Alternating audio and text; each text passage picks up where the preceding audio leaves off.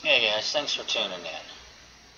Hey, one of the questions I get a lot of is how do you select a reticule and how do you aim? Well, up in your port here on the tippy top left corner, you're going to see two little gears. You want to click on those gears.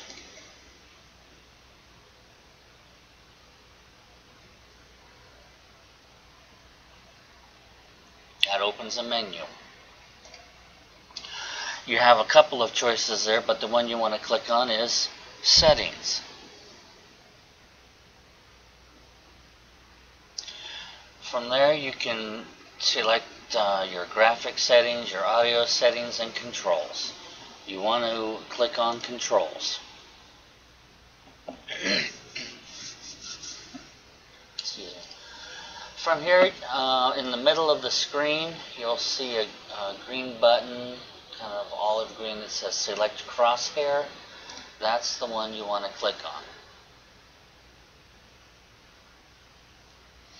Once there, you can see your crosshair selection. You have the choice between static, dynamic, and then below that you have a type. You can select static or dynamic. It's up to you, and then there's a whole bunch of different types under each one. You can select whichever one you like. And I'd encourage you, look at them all. Play with them. I prefer static type 7, but here's what 14 looks like. And then we'll go back to type 7. That's what I like. And if you're curious to know how your reticule is going to look on different maps, you can click on one of the images below to get an idea how your reticule is going to look. So by all means, play around. Click close to accept it, and then OK. So I'm going to get into battle and show you a bit about the reticule. I'm zipping forward in the gameplay. So we've had an enemy come up. I've pressed the left shift button to zoom in, and you can see the horizontal line has numbers on them from left to right: 20, 15, 10, 5, 0, 5, 10, 15, 20, etc. Those represent seconds. Excuse me. If the enemy is moving, you're going to want to fire ahead of the enemy because it takes time for the shells to arrive. And ideally, you'll want them to arrive at the same place that the enemy ship arrives after a certain amount of time. Now, when they're coming straight at you, you basically just have to put the reticule right on them, and that's your best bet. Or if they're going away from you, that's your best bet. But with practice, you'll see that minor differences go a long way. Now, if you press the Alt button, something else is going to happen. And it should come up any second now. There it is. Okay. You see a couple of numbers pop up below the bullseye in the middle of the screen. The one on the right says 10.51 kilometers.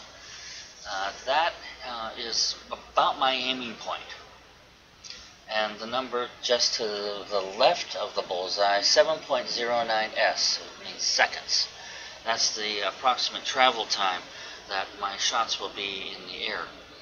If the enemy were moving from left to right or right to left, I would have to move that many seconds ahead and then fire. That way you have a good estimate about where the enemy ship is going to be when your shells are done traveling downrange. It's not an exact science because the enemy ship is going to be changing speed and moving their rudder, and you're going to be doing the same. And guns have what's called a dispersion. They're not laser point accurate. This is World War II ships. There's a lot of things that throw the shells off as they're traveling downrange.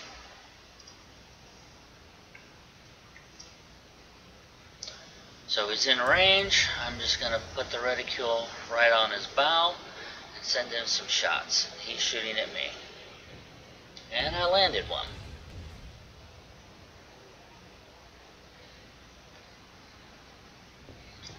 Now you can see that my shots are traveling downrange one at a time.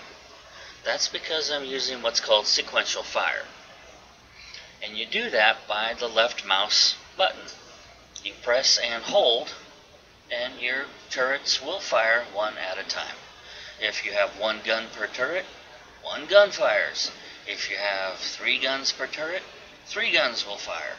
But sequential fire is nice because it allows you to make adjustments as your shells are traveling downrange for follow-up shots, and you can get a little bit more accuracy out of them, I think. Another way to do it, and it's a pretty good way to do it, is you fire just one turret by just left-clicking on the mouse button, left mouse button, just once.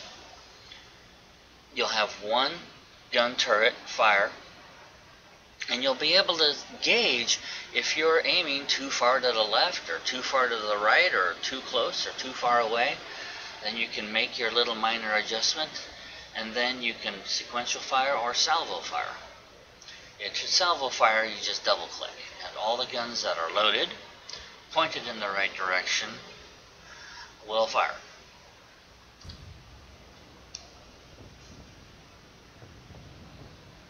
Now you can see I'm aiming a little ahead of him because he's going a little bit broadside to me, and you can see the shells are landing about 3.5 seconds to the left of where I was aiming. If you didn't notice, when I had the Alt button pressed, that's what the computer recommended, 3.5 seconds. But now he's turning into me, so you saw that as I was firing, I was aiming closer to his bow. Now, I'm not giving him the lead that I was before because I want to set a fire amidship, and I did. By learning proper lead, you can select not only whether or not you're going to have a good chance of hitting your enemy ship, but also where.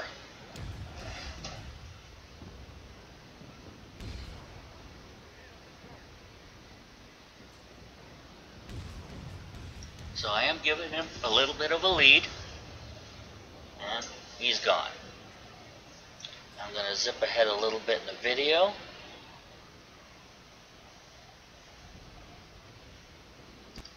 Now I want to talk for a minute about the reticule. You see the horizontal line, and I've already explained that. Well, you see there's also a vertical line and some diagonal lines. If the enemy is coming into you at an angle, such as the example you see on your screen, you're going to want to shoot in front of him, just like they would, or you would if he was traveling from left to right or right to left. You would want your shells to land in front of him. That's what those diagonal lines are for. So you can get an idea of how to line up your reticule. You'll see that the reticule diagonal lines have a bunch of straight dotted lines, but then they've also got some hash marks on them. Those hash marks represent 5 seconds, 10 seconds, 15 seconds, etc. Which makes it pretty easy to get an idea of where you're aiming. He's coming at me, so I want to aim in between him and I so that the shells will land where he's going to be in a couple seconds.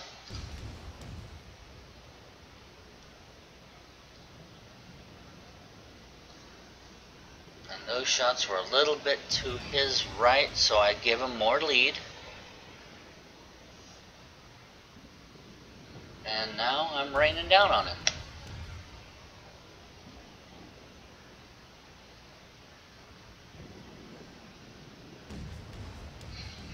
Like I said, it's not an exact science, and it does take time, practice, and above all, play.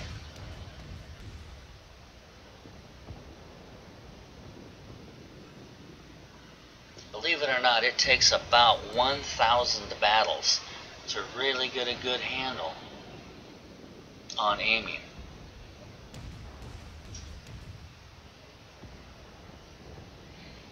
At least for this game. Oh, friendly ship, can't shoot. Okay, he's gone, I can shoot. Now I salvo fired there. Oh, friendly ship, can't shoot. When you're at close range, lead time doesn't really add up to much. But when you get into the higher tier ships, when you're firing at 18, 19 kilometers, and your shells are going to hang for 15, 16 seconds before they land, you're going to have to aim far ahead, 20 seconds ahead of them. Or if their enemy is really, really moving fast, like some of the destroyers can do, 42 knots, you're going to have to aim far ahead of them. Now, I'm not giving him the lead that I did the other ships because I wanted to damage the center part of his boat.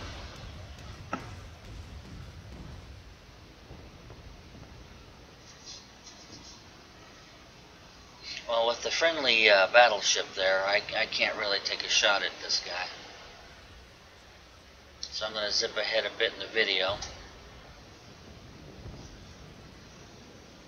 And he's almost gone. He's not moving, so I can go ahead and salvo fire. I don't know why he's not moving. Boom, he's gone. Alright. Well, that's the basics of how to select a reticule and how to shoot.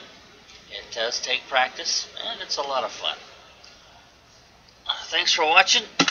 Stay safe and have fun.